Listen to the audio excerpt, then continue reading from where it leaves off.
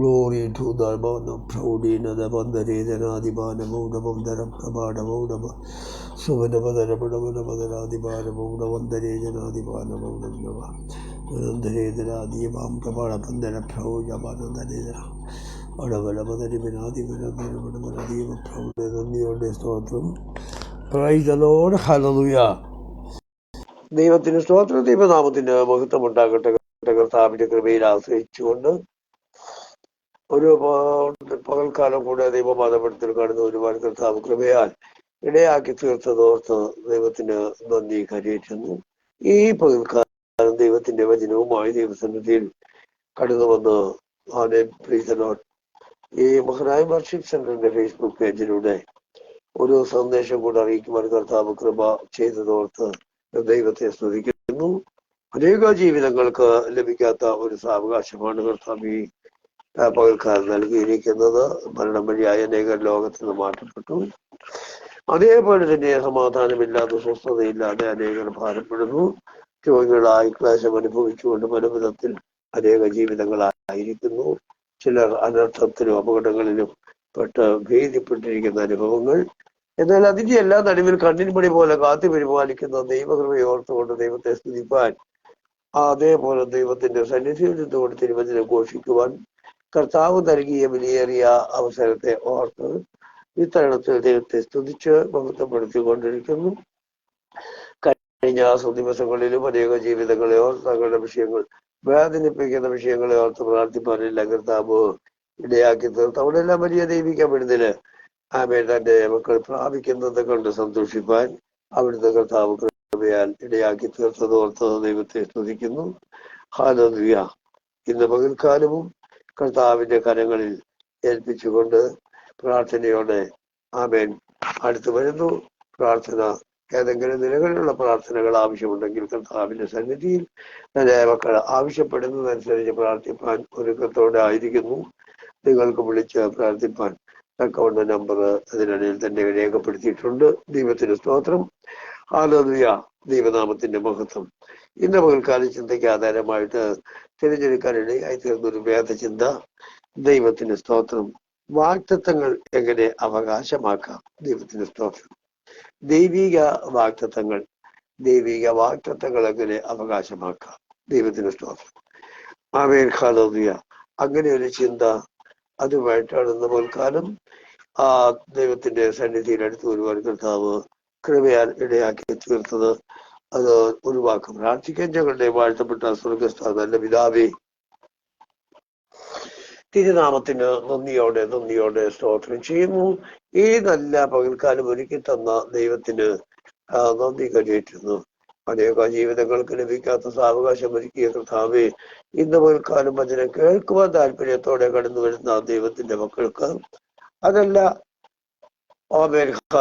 ഈ പേജിലൂടെ കയറി വന്ന് കാണുവാനോ കേൾക്കുവാനോ രണ്ടാമത് റീപ്ലൈ ചെയ്ത് അവർക്ക് കാണുവാൻ അങ്ങനെ അവസരം ലഭിക്കുന്നവരെയും തങ്ങളുടെ വിഷയങ്ങളെ കർത്താവ് അറിഞ്ഞ് അവർക്കുള്ള മറുപടി നൽകി അവരെ മാനിച്ച് അപ്പൊ ദേവോത്സവമായി തീർക്കേണ്ടതിന്, നടത്തേണ്ടതിന്, അവർക്ക് മറുപടി നൽകേണ്ടതിനായും അവർക്കുള്ള വാഗ്ദത്തങ്ങൾ എങ്ങനെ പ്രാപിച്ചെടുക്കാമെന്ന് പകൽക്കാലം കേൾക്കുന്നത് തങ്ങളുടെ ജീവിതത്തിൽ വലിയൊരു അനുഗ്രഹത്തിന് വഴിതെളിക്കുവാനും കാരണമായി തീരേണ്ടതിനായി ഞങ്ങൾ അങ്ങേക്ക് നന്ദിയോടെ സ്തോത്രം ചെയ്യുന്നു.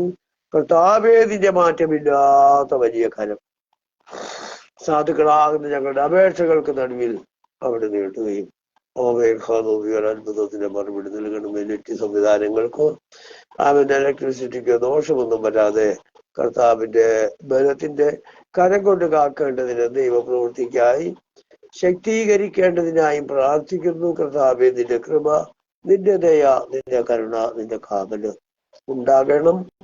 അതിനായി വിനയത്തോടെ പ്രാർത്ഥിക്കുന്നു. ഈ പകൽക്കാലം പ്രാർത്ഥനയുടെ കേൾക്കുന്ന കർത്താവ് മറുപടി നൽകിയിരിക്കുന്നത് കൊണ്ട് സ്തോത്രം.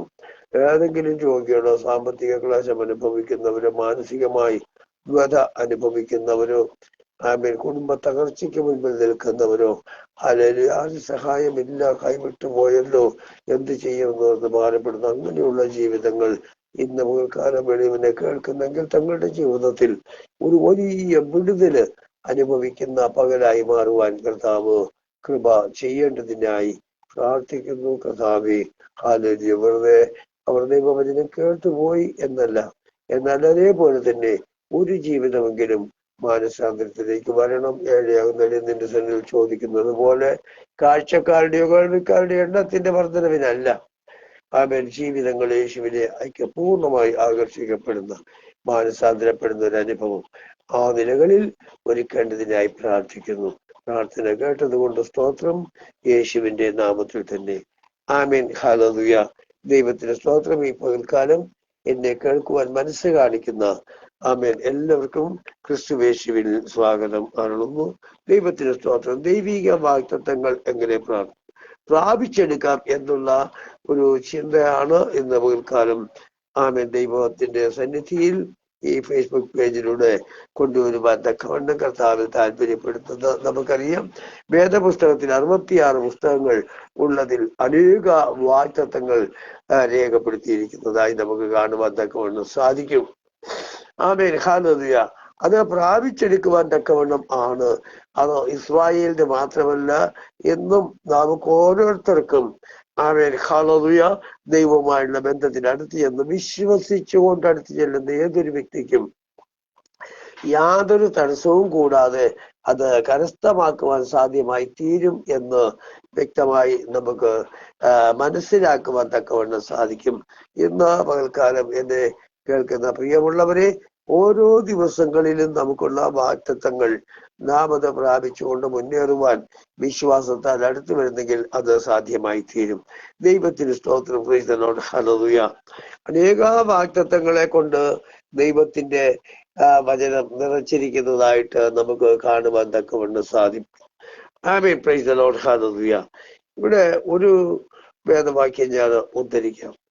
യെശയ്യാ പ്രവാചകന്റെ പുസ്തകം 54-ാം അധ്യായത്തിന്റെ 10-ാമത്തെ വാക്യത്തിൽ, പർവ്വതങ്ങൾ മാറിപ്പോകും, കുന്നുകൾ നീങ്ങിപ്പോകും, എങ്കിലും എന്റെ ദയ നിന്നെ വിട്ട് മാറിപ്പോകയില്ല, എന്റെ സമാധാന നിയമം നീങ്ങിപ്പോകയുമില്ല എന്ന് നിന്നോട് കരുണയുള്ള യഹോവ അരുളി ചെയ്യുന്നു. എന്തൊക്കെയാണ്? പർവ്വതങ്ങൾ നീങ്ങിപ്പോകും, മാറിപ്പോകും, കുന്നുകൾ നീങ്ങിപ്പോകും, എങ്കിലും എന്റെ ദയ നിന്നെ വിട്ട് മാറുകയില്ല. ആമേൻ. എന്റെ സമാധാന നിയമങ്ങൾ, പ്രൈസ് ദി ലോർഡ്, എന്റെ സമാധാന നിയമം നീങ്ങിപ്പോകയുമില്ല എന്ന് നിന്നോട് കരുണയുള്ള യഹോവ അരുളി ചെയ്യുന്നു. ദൈവത്തെ അറിഞ്ഞ് ദൈവത്തിനായി ജീവിപ്പാൻ താല്പര്യപ്പെട്ട സമർപ്പണത്തോടെ കടന്നു ചെല്ലുന്ന ഏവരോടും കരുണ കാണിക്കുന്നവനാണ് നമ്മുടെ ദൈവം. ആ ദൈവം തന്നിരിക്കുന്ന വാഗ്ദത്തങ്ങൾ പ്രവചനത്തിലൂടെ കേട്ടത് ഇപ്രകാരമാണല്ലോ: പർവ്വതങ്ങൾ മാറിപ്പോകുമെന്ന് പറഞ്ഞാൽ പർവ്വത സമാനമാകുന്ന ഏതൊരു വിഷയത്തിന്റെ മുൻപിലാണ് കടന്നു വന്നിരിക്കുന്നത് അതിന് മാറ്റിത്തരുവാൻ യഹോവ ശക്തനാണ്. കുന്നുകൾ നീങ്ങിപ്പോകും, അതേപോലെ തന്നെ വലിയ വിഷയങ്ങളും ഭാരപ്പെടുത്തുന്ന അനുഭവങ്ങളുമായിട്ട് ചെല്ലുമ്പോൾ ഇതെല്ലാം നീങ്ങിപ്പോകും. Praise the Lord. ഹല്ലേലൂയ. എന്നാൽ എങ്കിലും എന്റെ ദയ, ഇതെല്ലാം മാറിപ്പോകും. ഈ ലോകത്തിൽ കാണുന്നതെല്ലാം തന്നെ മാറിപ്പോകുമെന്ന് വിചാരിക്കാം. സ്തോത്രം. Price the Lord. എന്നാൽ ഒരിക്കലും മാറാത്തത്, ആമേൻ, പ്രൈസ് ദി ലോർഡ്, കർത്താവിന്റെ ദയ. ഈ ലോകത്തിലുള്ള പർവ്വതങ്ങൾ നമുക്കറിയാം. ഇന്നത്തെ കാണുന്ന പർവ്വതങ്ങൾ, ഇന്ന് കാണുന്നതായ കുന്നുകളൊന്നും നാളെ കാണുന്നില്ല. ആമേൻ. Praise the Lord. സ്തോത്രം. ഇടിച്ച് നികത്തുക, എല്ലാം ആ നിലകളിലുള്ള അനുഭവങ്ങളൊക്കെ കടന്നു വരുന്നുണ്ട്. Praise the Lord. അതെല്ലാം മാറ്റിക്കളയുന്ന സാഹചര്യങ്ങൾ. ആമേൻ. ദൈവത്തിന് സ്തോത്രം. ഇവിടെ പറയുന്നത് എങ്കിലും എന്റെ ദയ നിന്നെ വിട്ട് മാറിപ്പോവുകയില്ല എന്ന്. അപ്പൊ ദൈവത്തിന്റെ ദയയെ സംബന്ധിച്ച് പറഞ്ഞാൽ, ഒരു ഭക്തനെ അവന് വേണ്ടി അത് ദൈവം നിരന്തരമായി ഒരുക്കി വെച്ചിരിക്കുന്നതാ. അവനത് വാഗ്ദത്തം ചെയ്തിരിക്കുന്നതാ. അത് മാറിപ്പോകാതെ നിലനിൽക്കാൻ തന്നെ ചെയ്യും. ആ ദയ മാത്രമല്ല, അവന്റെ സമാധാന നിയമം, ദൈവം ചെയ്തിരിക്കുന്ന ഒരു നിയമവും ഉടമ്പടിയാണ്. സമാധാനം ഞാൻ നിങ്ങൾക്ക് തരാം. ആമേൻ. Praise the Lord. ഏതെല്ലാം വിധത്തില് ശത്രുവായവൻ അതില്ലായ്മ ചെയ്യാൻ ശ്രമിച്ചാലും ഒരിക്കലും ദൈവം നമ്മോട് ചെയ്തിരിക്കുന്ന നിയമത്തിന് ഒരു മാറ്റം വരത്തില്ല, അത് നീങ്ങിപ്പോകുകയുമില്ല എന്ന് യഹോവ, നിന്നോട് കരുണയുള്ള യഹോവ അരുളി ചെയ്യുന്നു. ദൈവത്തിന് സ്തോത്രം. ഒരു ഭക്തനെ സംബന്ധിച്ച് അത്രമാത്രം കരുണയുണ്ട്. Praise the Lord. വാഗ്ദത്തങ്ങളെ എങ്ങനെ പ്രാപിക്കാമെന്ന് നാം പലപ്പോഴും ചിന്തിക്കാറുണ്ട്. നമ്മുടെയൊക്കെ ജീവിതത്തിൽ അങ്ങനെ ഉണ്ടാകാം.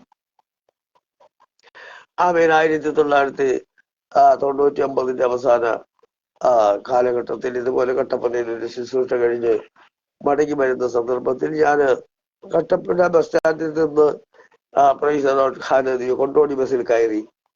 ഞാൻ സ്ഥിരമായിട്ട് യാത്ര ചെയ്ത ബസ് അതാണ്. ഉച്ച കഴിഞ്ഞ് പോയിരുന്ന സമയത്ത് ആമേൻ. ദൈവത്തിന് സ്തോത്രം. ആ ബസ്സിൽ ഇങ്ങനെ കയറുമ്പോൾ ഞാൻ സാധാരണ ഇരിക്കാറുള്ള സ്ഥാനത്ത് ആ സീറ്റിൽ മറ്റൊരു വ്യക്തി വന്നിരിക്കുന്നത്. നല്ല കൊമ്പ് മീശയൊക്കെ തടിച്ച മീശയാണ്. നല്ല ആരോഗ്യമുള്ള ഒരു മനുഷ്യൻ. ദൈവത്തിന് സ്തോത്രം. ആമേൻ. Praise the Lord. അദ്ദേഹത്തോട് ചേർന്ന് ഞാൻ വരും. ഞങ്ങളിങ്ങനെ പരസ്പരം സംസാരിക്കുകയോ നോക്കുകയോ ഒന്നും ചെയ്യാതെ കുറെ സമയം യാത്ര ചെയ്തതിന് ശേഷം അദ്ദേഹം തിരിഞ്ഞെന്നെ നോക്കും. ഞാൻ ഉടനെ മുഖം വെട്ടിക്കും. ഞാൻ അതിന് ശേഷം അദ്ദേഹത്തെ നോക്കും. അദ്ദേഹം മുഖം വെട്ടിക്കും. ഞങ്ങളിങ്ങനെ കുറെ സമയങ്ങൾ അങ്ങോട്ടും ഇങ്ങോട്ടും മുഖം നോക്കാതെ, മുഖം കൊടുക്കാതെ മാറി. എങ്കിലും അവസാനം രണ്ടുപേരും ഒരുപോലെ നോക്കിയിട്ടൊന്ന് ചെറുതായിട്ട് പുഞ്ചിരിച്ചു. സ്തോത്രം. എവിടെ പോയി എന്ന് ചോദിക്കാൻ ഇടയായിത്തീർന്നു. ഞങ്ങൾ ചോദിക്കുന്ന ചോദ്യം ഒരുപോലെയാണ്. ഹല്ലേലൂയ. സ്തോത്രം. ആമേൻ. Praise the Lord. അങ്ങനെ ഞങ്ങളുടെ ജീവിതത്തിൽ ഞങ്ങൾ പരസ്പരം സംസാരിക്കുവാനും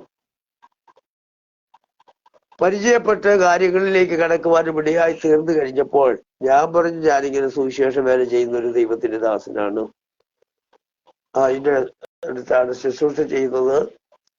വെള്ളിയാഴ്ച വന്നതാണ്. ഇനി വീട്ടിലേക്ക് മടങ്ങി പോവാണ്. കോട്ടയം കഞ്ഞിക്കുഴിയാണ് എൻ്റെ ദേശം. അവിടെ ഇറങ്ങണം. ഞാൻ പറഞ്ഞു, എനിക്ക് ചെങ്ങന്നൂരാണ് എൻ്റെ വീട്.